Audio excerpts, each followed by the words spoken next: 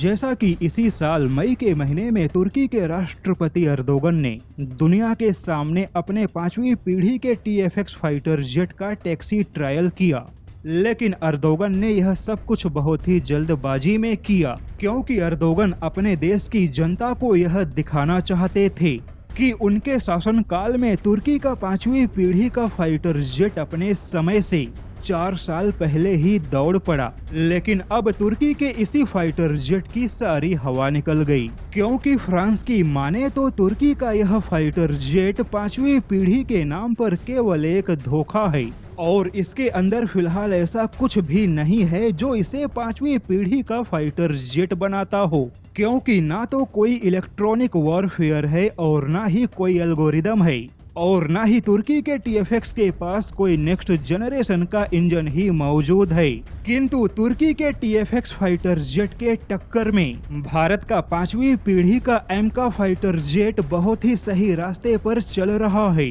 क्योंकि भारत के 5वीं पीढ़ी के फाइटर जेट में फ्रांस की कंपनी सफरान और DRDO के सहयोग से बना 110 किलो न्यूटन का पावरफुल इंजन होगा और इस इंजन से जुड़ी सभी तैयारियां पूरी हो चुकी है।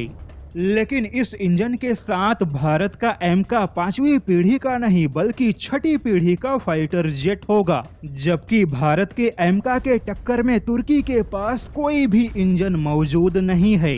और जिस इंजन से तुर्की ने अपने TFX का टैक्सी ट्रायल किया वह इंजन एक 35 साल पुराना इंजन है। वहीं तुर्की के लिए सबसे बड़ी मुश्किल यह है कि नाटो संगठन का बिगड़ैल बच्चा बन चुके तुर्की के लिए ब्रिटेन और अमेरिका भी इंजन में सहयोग देने के मूड में नहीं है। अब ऐसे में बिना किसी नेक्स्ट जनरेशन के इंजन के तुर्की के TFX फाइटर जेट का क्या होगा, इसे लेकर खुद तुर्की के एरोस्पेस कंपनी को भी मालूम नहीं है।